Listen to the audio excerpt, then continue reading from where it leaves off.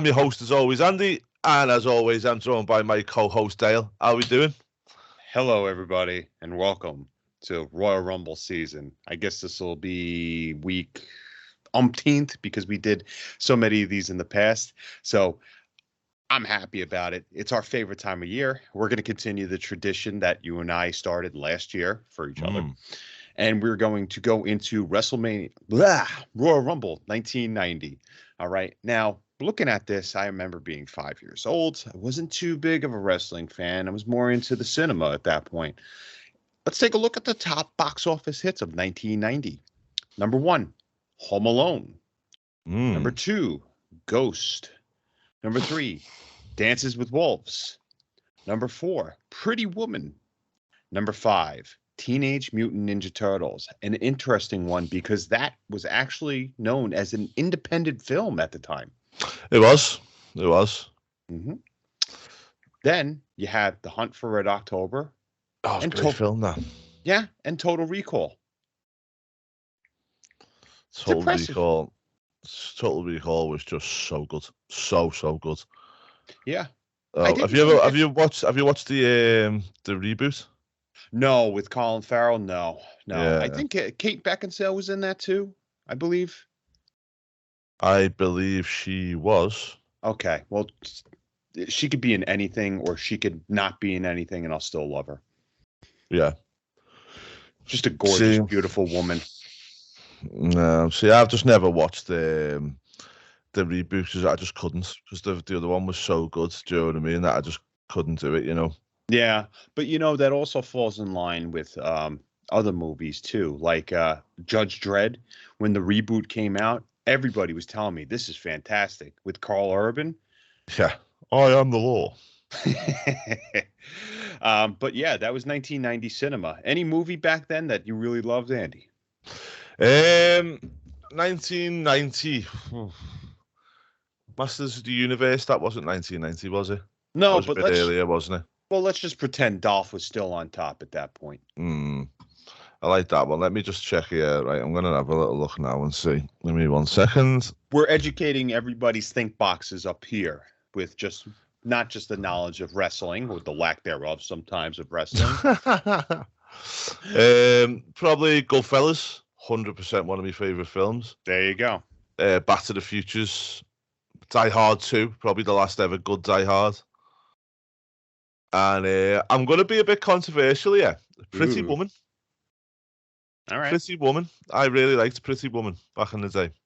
For a long time, Julia Roberts really kind of irked me. I don't know why. So I couldn't really get into that movie. But it is known as a classic, though, wasn't it? Yeah. And there's one there that my sister used to love, Cry Baby with Johnny Depp. Oh, she used to love that film when she was little. Yeah. Well, I love somebody that was in there, too. Yeah, and there's another great film as well that you probably might not have seen because it's more of a British thing. The Cray Twins, The Crays. The first Crays film to come out in 1990 as well. What's that about? There's a gangsters in the UK called the Cray Twins, and it was a film about their life, basically. Cool. We had something like that over here. It was called Dick Tracy. That came out June 17th, 1990. I love Dick Tracy. Yeah, made about $38 million in the box office. I like the cartoon better than the film, though. A lot of people did, especially No Face. Speaking of No Face, Greg Valentine's on this card, and so is Dino Bravo. All right, let's segue back into it. Right, so I've got some stuff for you here, mate. So sometimes when I get to really relax and watch these things, sometimes I watch them just because it's like I'm trying to get them watched and stuff like that, where this week I had a good bit of time to watch it. So I was sitting there with a cup of tea. I was nice and relaxed. The kids were still in bed, so it was early on this morning. So it was kind of just nice and easy for me to watch. So I had a few questions while I was watching this, and I want to see if you can get the answers, okay? Certainly. So first of all, I noticed there was no music in the Royal Rumble match, okay? Which I don't like. I would have loved it if they'd done music in this because of some of the legends that were in it with some great entrance themes and whatnot. Can you tell me what year the first entrance themes were in the Royal Rumble? 1995. 1996. You were 1 year out. Okay. All right. Okay. And number two, Hulk Hogan, the WWF champion at the time, won this Royal Rumble. Can you tell me the first year that the WrestleMania main event was put into situ? Into situation for the winner? Mm-hmm. And for the bonus points, who was the first person to do it? 92, Flair was the champion and won. But he got to pick Macho Man. Hold on. No. I'm breaking it down in my head. 93, Yokozuna. 93, Yokozuna. We have a winner. Thank you very much. Just a little bit of trivia there. I thought was quite relative to this, and I will admit, did I know the answers to them? No, I did not. But it was just the questions popped into my head, and I wanted to turn around to go and look for them, so I did. And you did a good job. I almost solved them for you both too. However, during the match itself, they did kind of teeter on the entrance theme coming out. You'll hear it later on. We'll get into that. Orlando, Florida. What do you know about Orlando, Florida? It's got Disneyland. Yep, and that's why Jesse Ventura opens up with the Mickey Mouse hat next to Tony Schiavone. A nice crew there. Schiavone and Jesse Ventura complimented each other very well. Because I don't really like exactly what's going on here, Schiavone. I just love him. I absolutely love him. And I also loved when we go into the opening match, the way he just absolutely destroys the Bushwhackers. Very, very good heel commentator, too. Yeah. And I don't know if I should ever try to do his voice ever again. I'll try to do another one later on, but let's hold that back. But we started off here, for folks. So Schiavone looking very, very small. And Ventura actually said how Schiavone lost weight, which is pretty funny for some reason at all. But we have a pretty deep card here, aside from just the Royal Rumble match itself. Okay, dark match. Paul Roma defeats the Brooklyn Brawler. Brooklyn Brawler is a known jobber, but Steve Lombardi was a fantastic person to help people get over, much in line with who we mentioned a few weeks ago, Barry Horowitz too. So the opening bout of the contest was a pretty nice little tag match, correct? It was, and you know what? It was everything it should be. And this is another question I've got for you. So something that I really thought of when I was watching this as well is, as we know, the presentation of the Bushwhackers in WWE was far, far, far removed from Luke and Butcher's presentation outside of the WWF. Yes. Now, do you think in modern day, with the way things are, WWE could turn around and pull this off nowadays? They did it 15 years ago with Robbie and Rory. Yeah, but did they? What was the difference? Yeah. Besides kilts and the origin of the country. No, sorry, I'm not. I don't mean about the. Sorry. I think you're misconcepting the question here. So I don't mean the gimmick itself. I mean the total change. So if you had, I don't know, let's say Seth Rollins, was known as Tyler Black, really good wrestler out in the indie scene and that, and they brought him in as Eugene. Because that's basically what it was like, because they were bleeding, the sheepherds, they were bleeders, they were hardcore, they were this, and it was so far removed from the characters that they had outside of WWF that it's like, could you pull that off with them nowadays, or would there be a massive backlash because of that? If people weren't killing kayfabe on their own, then if people were refrained from posting about their own personal lives on Twitter, Facebook, Instagram, then yes, it could happen. But it's not going to, because people are marks for themselves. Me saying that statement probably makes me look like a mark too. But let's face it, you and I honor our employer, we honor our work, right? So we know the line between what to do and what not to do. We know what to do outside of work as well, to that doesn't jeopardize our jobs or put a black mark on it, right? So why wouldn't somebody Eugene was a distasteful character, terrible. And when he went back into the indies, he said, "Oh, I woke up from a coma." So it's pretty funny. But he knew what to do when he got paid. It's not like he went to Twitter and be like, "Hey, look at me ordering food. I'm a big boy." It's not like he did that. I digress a little bit, but nah, it's not going to happen anymore. It can't happen anymore.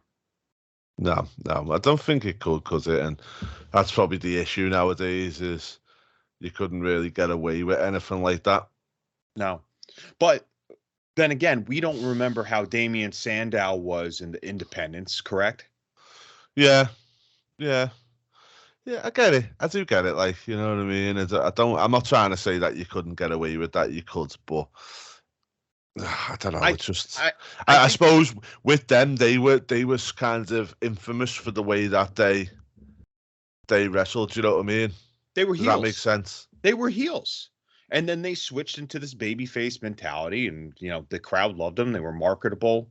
The wearing the matching fatigues, the gray beaters on, the coming out with the hats, just loving kids. You and Mm, I reviewed Survivor Series when they dressed up as doinks.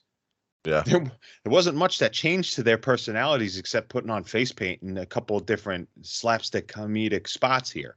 Mm,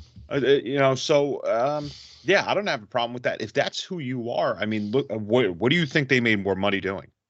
Money talks. mm. If somebody's going to pay me to be Brutus the Barber Beefcake, I'll do it. Yeah, I get you. One other thing here, though, Fabulous Rougeaus came out. Man, I love seeing Jock, but him with the facial hair is so bizarre. Yeah, it was weird, wasn't it? He just looked very, very weird. Like he just didn't look like him. Yeah. But But Raymond Rougeau has that mustache down pat. But then Jock was just like, all right, here I am. Raymond's a very hairy dude, isn't he? that's it, isn't it? Yeah. I think Jacques as well is because we know him for what he is. It's like, or what he becomes. He always gets his man. Yeah, that's it, isn't it? Well, we'll look at this anyway, guys. So the winner of this match comes out as the Bushwhackers. Finish comes when the Bushwhackers hit them with a battering ram. In the words of Jesse Ventura, right in the Glenn Monsoon, right in the kidney. That'll do it right there. You drop and you piss yourself. Not much to say about the match. Onward. Jimmy Hart is going to be doing a lot today. That guy ran around, so cocaine was definitely a substance and flowing there. Oh, did I make an accusation I shouldn't have? No. It's a far gone conclusion during that time that cocaine was definitely rampant. Yeah, it still is. I don't know where he gets that stamina from. Yeah, it's definitely sort of. Well, we'll move on anyway. Just one thing that I did want to mention before we did move on with this one was that we didn't see many wins, did we, for the Bushwhackers in WWF? They didn't win a lot. They didn't really win a lot of matches, so it was nice to see them actually win one here. Yeah, but no matter what, win or lose, the crowd's always going to be cheering for them afterwards with something that happens at the end of the match.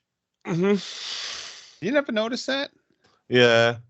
We did Rumble 92 last year, and they had the dork that was in the corner of their ring, and they faced the not the Rougeaus. Who were the purple ones?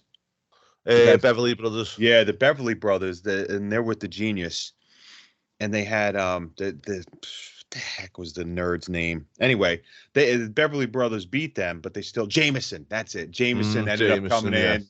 They send the. That's like the Bushwhackers were like a smaller scale of Vince McMahon. Have the kids go home happy. The cameras might be off. Have everybody go home happy. Yeah. That's it. Right, well, we'll move on anyway. And just so you mentioned them there, the Genius. So we go into our next match. We've got Brutus the Barber Beefcake and versus the Genius. And do you know what? Larry Poffo is very underrated. Shit, yeah.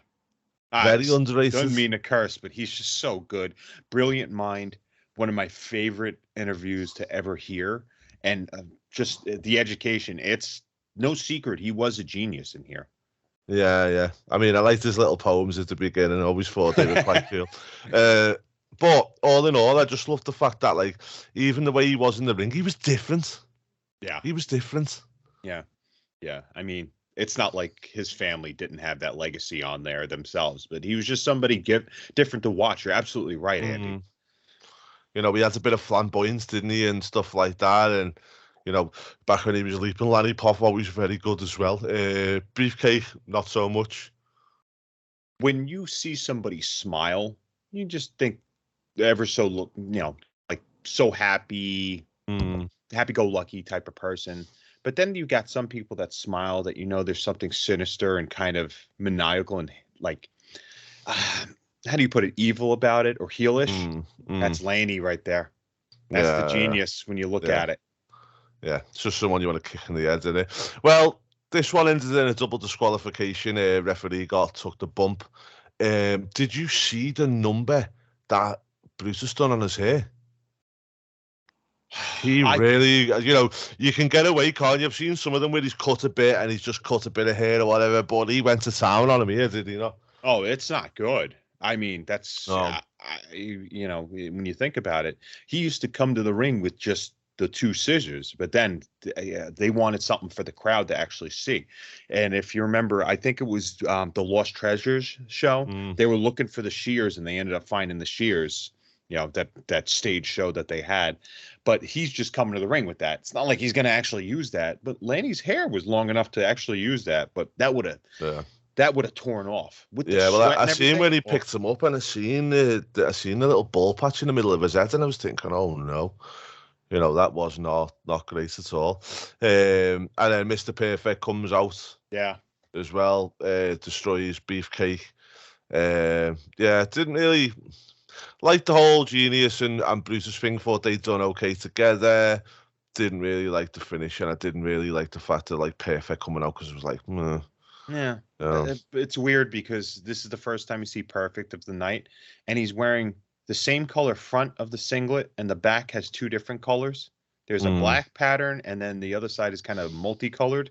He's not going to wear that same singlet later on, but it's going to be still the same front color and then just black all the time. Pay attention. It's really weird. Yeah. I didn't like the way as well. What I never liked with Perfect is when he done a run-in and he used the Perfect Plex. What a beautiful move. It is, but with the bridge, where if it's like where in this one he does the Perfect Plex, does the bridge and then drops, and it's like, it's weird. I don't know why. I just didn't, didn't like it. It's weird.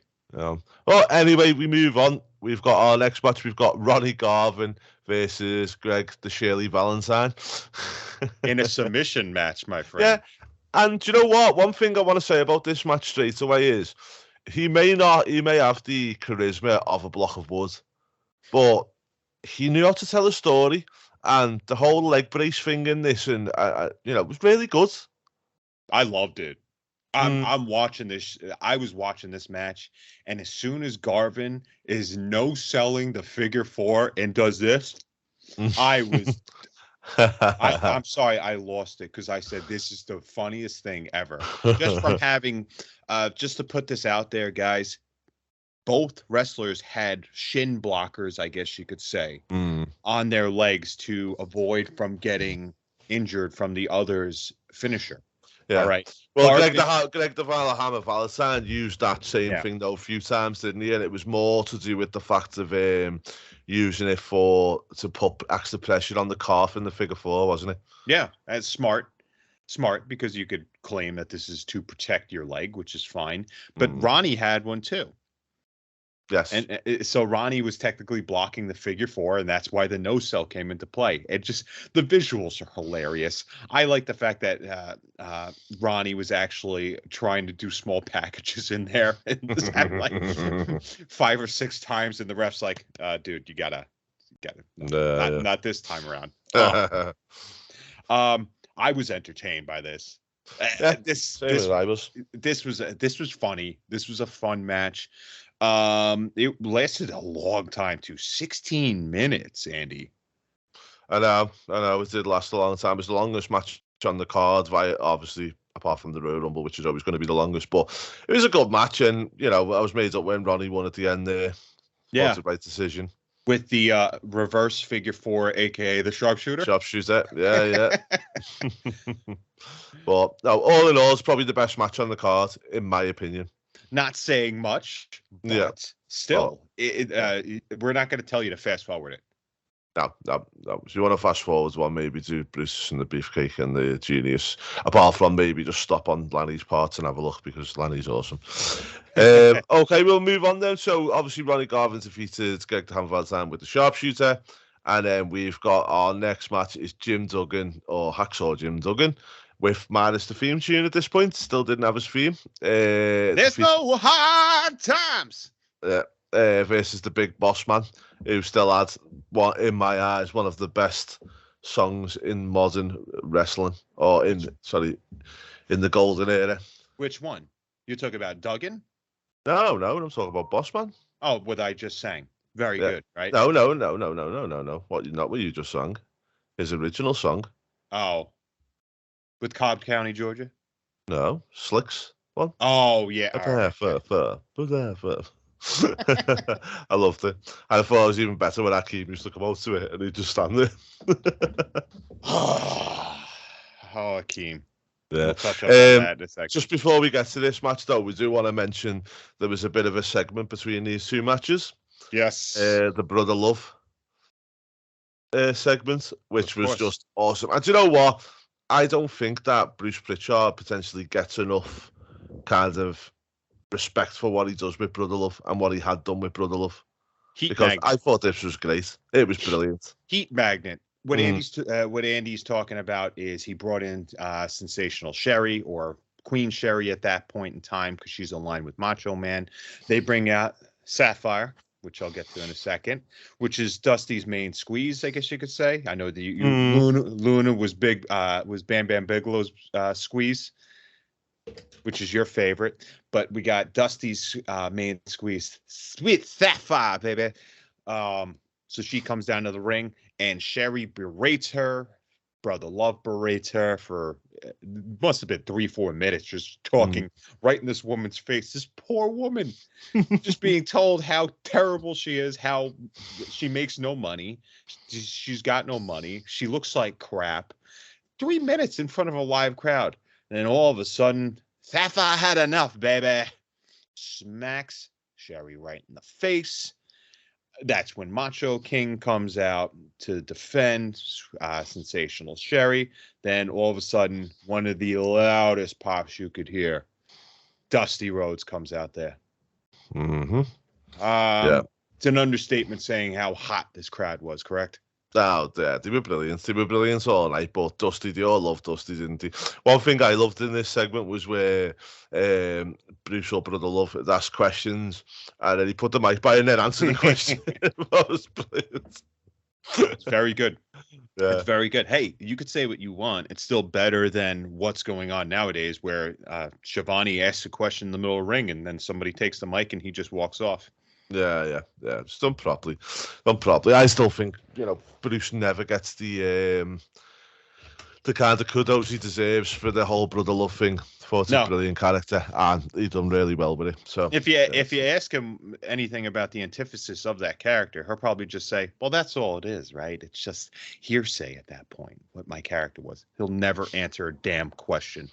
No, Unbelievable. But, and also Sapphire's lovely little dance at the end. Yeah, sadly to say, we know she becomes a money-grabbing cow and then leaves. Trepidatious, my friend. Trepidatious. She had to ruin it, didn't she? Sweet Sapphire, baby. She's going for money. The son of a plumber, baby. Remember he's running around everywhere trying to find her. Where is he? And there she is with Ted. Yeah.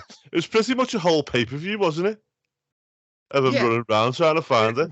Yeah, it was like they should have had Leslie Nielsen on the case, like when he was looking for the Undertaker. Sapphire's just popping up there. Like there's, oh my God, if there's polka dots that are left like a trail of breadcrumbs. It's like finding Sapphire. Oh, well, we had the next match. We had Jim Duggan versus Boss Man. Who do you think are some of the top big men within wrestling of all time, and why is it Ray Traylor?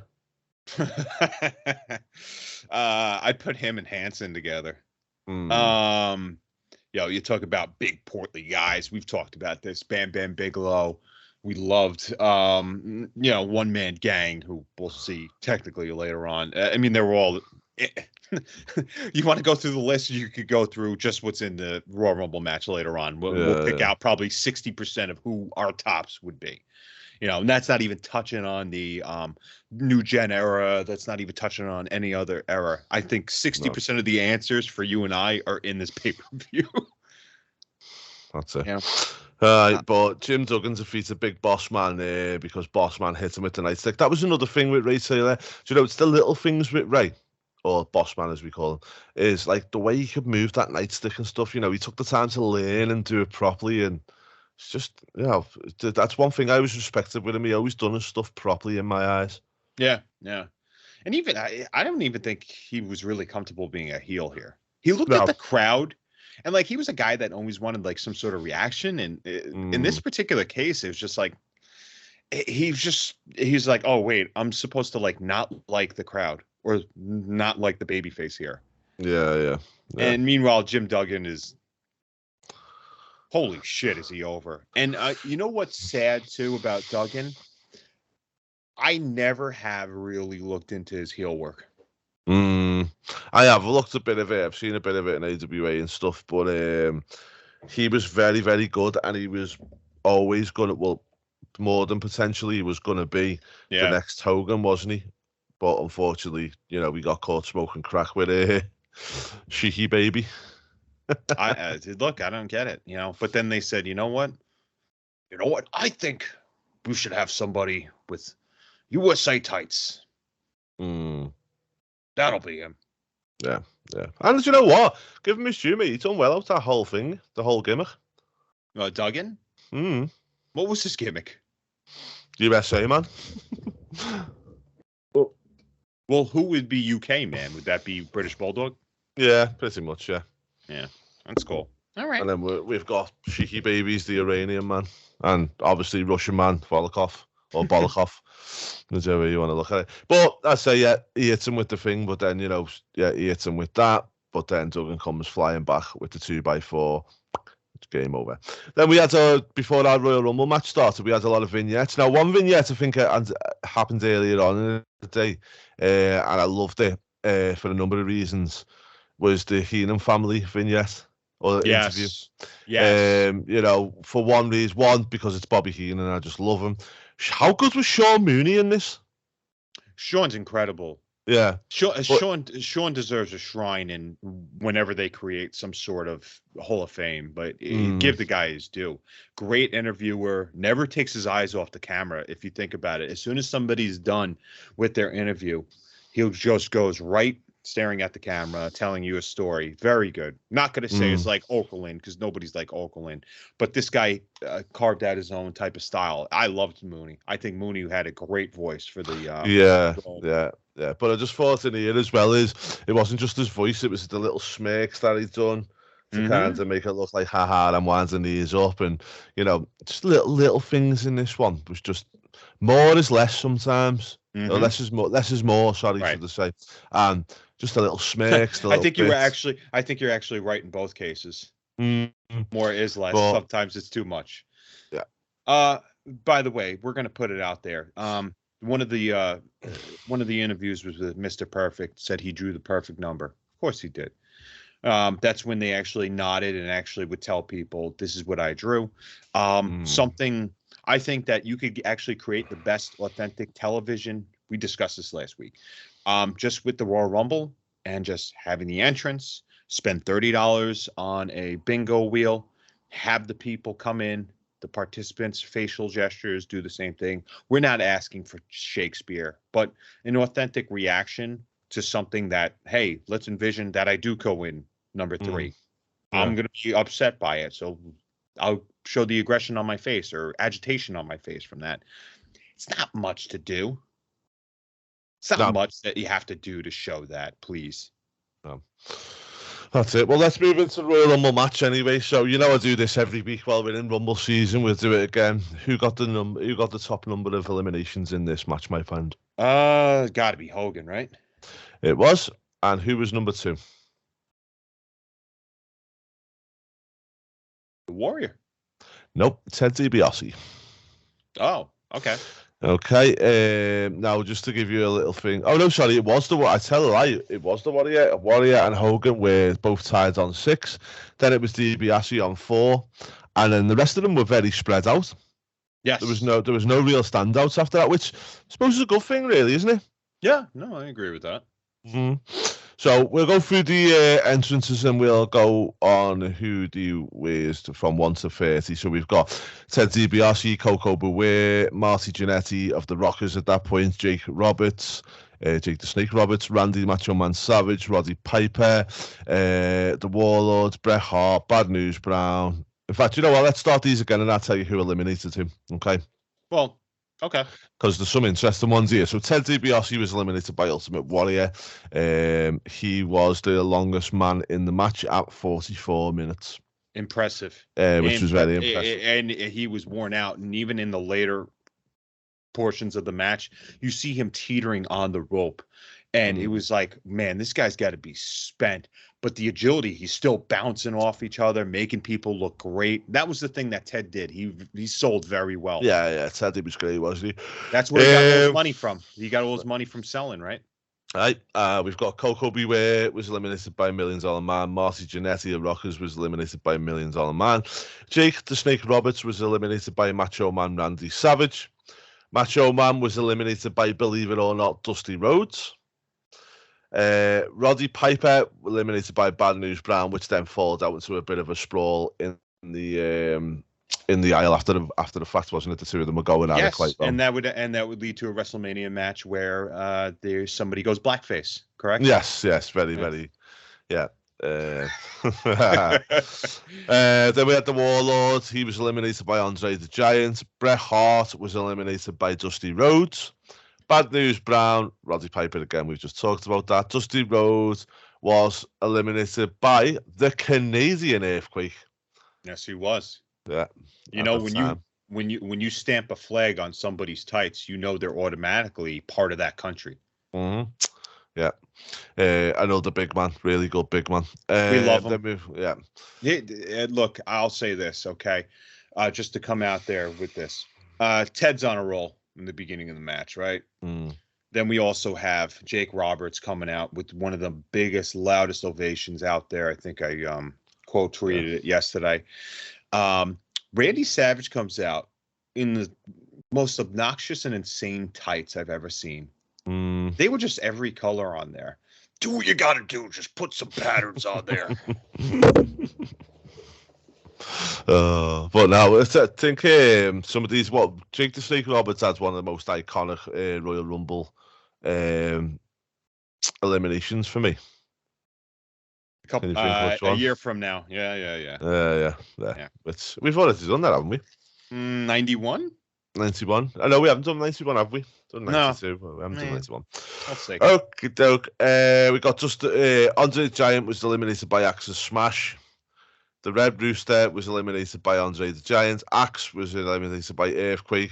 I'm not calling the Canadian Earthquake every time. Haku was eliminated by Hulk Hogan. We're gonna pretend that the flag is off and he just has the Richter scale on there. Yeah.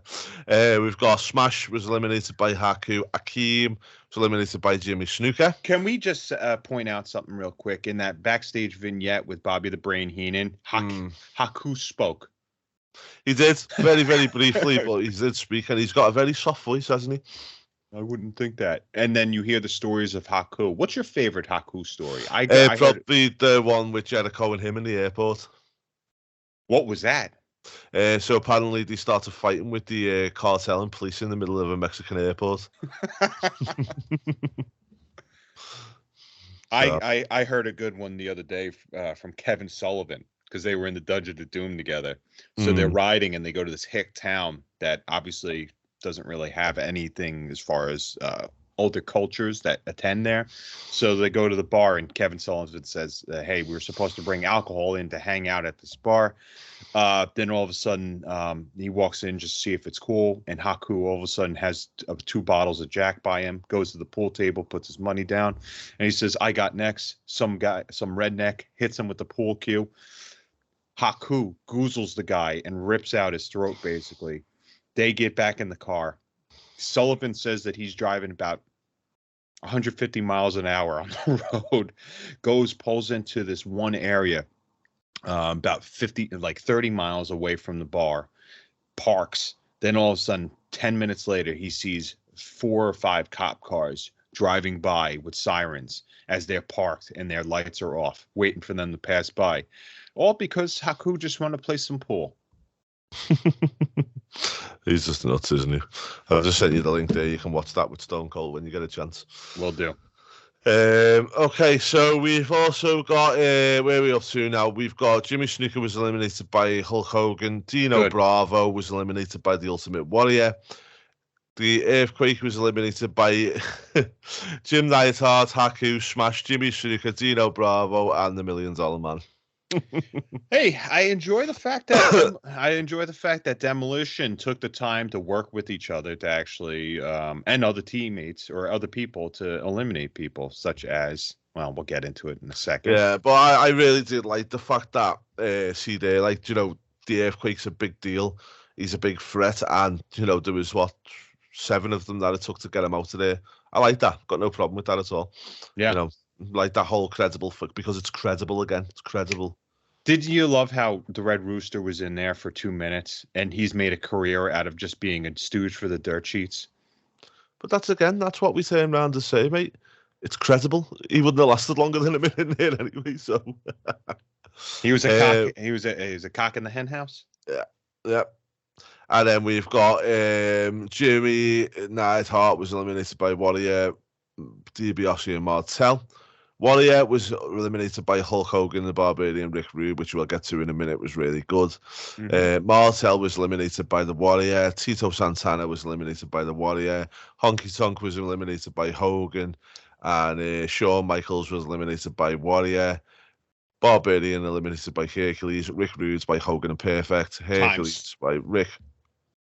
Time stood still at one point in time, correct? Hercules beat Rick Rude, and Perfect was eliminated by Hogan. One thing here I want to say is, because of the fact that I don't like these Royal Rumbles, I enjoyed them just because I enjoyed the format of the Royal Rumble and everything else. But without the WWE Championship on the line, it always kind of, when I look back at these now, it kind of takes the shine off it for me because I'm kind of like, well, why? What's the point? Yeah, this is all about pride. This is the same thing for King of the Ring, too. When you were King of the Ring, you weren't automatically assured to be a number one contender, or it was just for pride. And that was nice. But at the same time, like the first Rumble winner was Big John Studd when this was a pay-per-view. Yeah. And that was Big John Studd coming back and becoming a babyface in 1988. Oh, sorry, he was the winner of the first pay-per-view, but he wasn't the winner of the first Rumble. Duggan was. Yeah. But that was in 87 when they did that first inaugural one, which was a good idea. I mean, obviously it's been done to death, you know, when certain brands have this come up and for meaningless things. Well, I call it meaningless, but they have 6 billion titles now, but that's another story. I'm just going through the list here. Now, it was nice to see Martel and Tito combat each other at one point. That was good. Strike Force, you know? Yeah, you hear Ventura go, he's going right for him. Yeah, you know, I did like that. This was peak Shivani. Peak Shivani in WWE did a very good job here. Yeah. Excellent. Talking about how this is very important, even if there's no title shot on the line. Great call here when Michaels gets thrown out by Ultimate Warrior and Hogan and Warrior are both in the ring together. The crowd comes unglued. My brother-in-law actually didn't even know we were doing this pay-per-view review today. He sent me a clip and he says this is when wrestling was fun. And it was basically when time stood still for Hogan and Ultimate Warrior looking at each other. Crowd went unglued. The crowd was great for this whole thing. Yeah. You know, how exciting is this? And people were loving it. I mean, during this time, you saw people that really cared. Now it's like you show one kid's emotions or reactions when something happens, which is good because you want that emotional development, right? Yeah. But we talked about how Miss Elizabeth ran to the ring and people were crying when she embraced Macho Man, right? Mm. With Sapphire before, sweet Sapphire, baby. Sapphire and Dusty Rhodes before, where people were cheering when Sapphire came out and Dusty came out when they were dancing. The crowd was dancing. Why do you think this is lost now, Andy? I think it's a number of reasons. I think it's the type of people nowadays have moved on from back then. I also think that people try and take wrestling too seriously nowadays. They're always trying to find out what's next. They're always and also people aren't happy either. So, like, for me personally, if The Rock comes out and wins the Rumble, I am going to cry. I will be over the moon. I will be happy because I'm going to WrestleMania, and obviously he's my guy. I will be over the moon, yeah. But you will have 30, 40, 50% maybe who will go, oh, well, why did he win it? He shouldn't have run it. He hasn't been there. And there's too much. People get offended too easy nowadays. Mm-hmm. Yeah. Booking marks. I'm guilty of it. I get it. But I don't understand. Like I said, that I'll be happy. No, but the thing with happens. you is, you will still turn around to go, this was great. Wouldn't it be good if we do this when we're having a conversation? But in the moment, you sit there and refuse to clap because it wasn't exactly how you wanted it to be. I told you last week, I said I booed when Cena came out to win. I didn't want that to happen, but I still had two other guys that I would rather see in there, and I enjoyed rooting for them. I'm not going to turn my back to the product, just because I don't like the outcome. That's life. That's life in general. Well, that's the thing. That's the problem, isn't it? With half these doucheheads nowadays, they just won't. If they don't like what they're seeing, they just won't. Look, the crowd was split, okay? So some people wanted the Warrior to win. He got eliminated, came back out, was frustrated. Ventura was like, what's he doing back in there? It was great.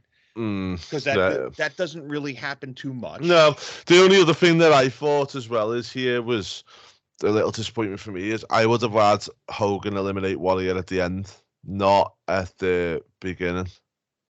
It got predictable. Well, sorry, not at the beginning, like the 25th. What was it? Warrior got eliminated. Yeah, no, I agree with that. I agree with that. 23rd, yeah. Yeah, so it's like there was still like 4 people, etc., left after the fact, and I was like, maybe if that would have been for me, that could have been the ending sequence.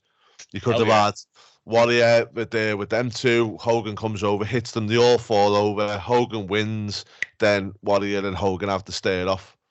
Yeah, because I just didn't get why they were doing that when they could have done it a lot better to make the actual match. Yeah, I mean, granted, we weren't around, and I'm not saying we weren't around, like watching intently the way we would now, but like, were they really strapping the rocket to Mr. Perfect's ass to have him be that guy that could beat him, to beat Hogan? No. I mean, let's face it. You look inside that ring. At one point, I said, who stands out here? And there was like 7 or 8 people. Everybody had matching attires. Warrior was the one that stood out. I hate the guy, but I get what they did. They made a marketing machine with this dude. Yeah. Oh, definitely. I just, as I say, me personally, if I had a bit of a gripe on it, was just the fact they'd done that a bit too early. Yeah. No, I agree. Right. If you were number 1 and number 2, I mean, let's face it.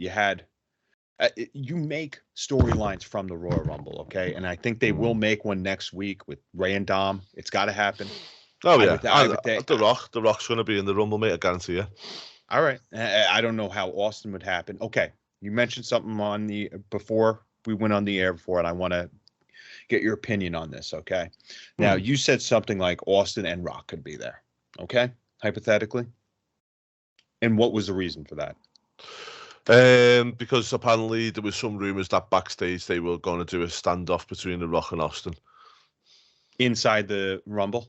Now, why should that happen, and why would I care? Because one, it's a nostalgia pop. They don't, just because they stand there and stand off with each other doesn't mean they actually have to do anything, and it's just a bit of a thing. And then they go their separate ways. Rock obviously wins the thing. Austin gets eliminated by whoever his WrestleMania opponent's going to be this year. Job done. But, okay, I get that. I understand that. But I would not book that. I would keep them separate. Why?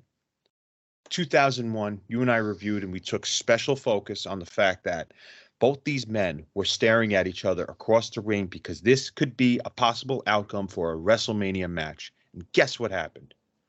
Rock lost the Royal Rumble. Austin won. Rock won the title a month before WrestleMania, right?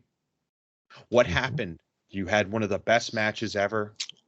Okay, not going to go. This is what everybody wanted in one of the best WrestleManias ever, I'd say. All right. Yeah.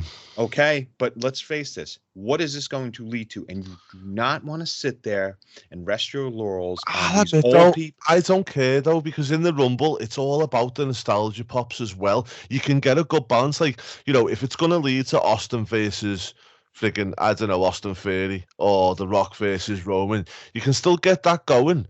But at the end of the day, you can have them little moments. It doesn't have to mean anything, but just that moment to say, after 20 years or 22 years after their final match against each other, here they are just facing off for a minute. They don't even have to touch each other. They can even turn around and shake each other's hands or whatever. It's, you know, it's just that little one moment, and that's what, you know, don't forget as well, WWE nowadays especially, is it's all about the YouTube views, mate, and that little 2-minute clip. Yeah, it's good for business. It's good for business, but when you're resting your laurels on these old men, you know, and this is what you want people to remember this by. As I say, if it was a normal WrestleMania match or Survivor Series, somewhere like that, yeah, I probably wouldn't be as thingy about it. But with it being the Royal Rumble, it's like, in my eyes, in the Royal Rumble, anything goes. Yeah, I get that. Would you have them touch each other? No. That sounded so gross. Imagine Vince, couldn't you? Make it quick, make it sexy. Well, how about if he did some sort of Snitsky foot angle with both of them? Definitely no. I think I would like that, actually. But no, as I say, they don't have to touch each other. They could just turn around and shake hands, and then somebody else could attack one of them or whatever it may be. Do you know what I mean? But Hurricane could come in and try to chokeslam both of them. That'd be brilliant. See, and that's what the Rumble's about. That is what the Rumble is, mate. Yeah. Do you know what I mean? This is what the Rumble is all about. It's about. I would love it. I would love it. I'm just sitting here saying, as a company, yes, you could add this as the sizzle, okay? But what are you serving up for the WrestleMania then? So you're serving up a Rock win to go on and challenge Roman for the biggest possible match that they could do right now? Dude, I get that, yes, and I agree. I don't have any problem with that, okay? If somebody sat there and said, hey, if Solo Sikoa said, look, the tribe is pissed off at you, Roman. The leaders don't like what's going on here. Even if Rock's not in the Rumble, this is who, you know, the Rock, and he'll say something like the tribe wanted to send somebody to fight you. Bam. Because remember, Solo Sikoa has not really been the same as everybody else in there, even Sami Zayn. Yeah, that's it, isn't it?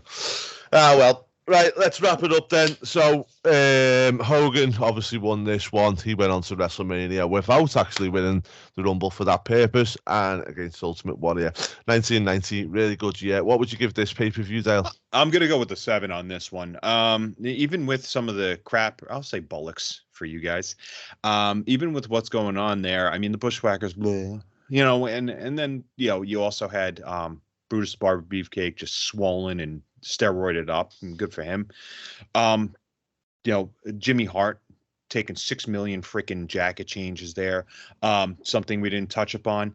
The managers on the outside of the Royal Rumble were actually getting into exchanges with each other between Slick, Heenan, Mr. Fuji. You'll see that. Virgil helping out with Ted DiBiase during this. A lot of good stuff here. That's something that I did enjoy, where it's just like they weren't working together. It was every man for himself, every family for themselves. Yeah. I'm giving this a 7 out of 10. I really enjoyed this. I thought this was great. What about you, Andy? I'm going to go with 6. Really liked it, but as you've just said then, I think I need a little bit more than just a nostalgia pop for me. And I feel like without the WrestleMania main event being on the line, the earlier Rumbles just didn't have that same kind of prestige to me. Yeah, because they was like, well, what are you fighting for? Yeah. So I'll give it a 6 out of 10. But, you know, it was still a good Rumble. Anyway, guys, we are now into our last weekend of the Royal Rumble. Obviously, Royal Rumble will be next week, but we will still probably go for one more Royal Rumble. So, Dale, over to you. Oh boy, so I get to pick a year? Oh man, I mean, we touch up on New Gen a lot, right? Mm-hmm. I like, is that something that we should really look into? Each year, like 100%. Yeah, I know that, but I feel like sometimes we overdo it as far as just the New Gen. Go a bit early, go a bit later then. Yeah, I'm gonna have to go a little bit later. I'm gonna go. Did we do it? I don't think we did yet. I'm gonna go with 1999. 1999, interesting. Yeah, okay. I'm gonna go with 1999. Cool. Right then, guys. Well, join us next week. We're going to be going through 1999. Please, if you haven't already done so, subscribe to the channel. Give us a thumbs up on the video, all that good stuff. But from me and the main man, we will see you again same time next week. And I have to do a send off of a wrestler. Goodbye, everybody. Thank you for watching.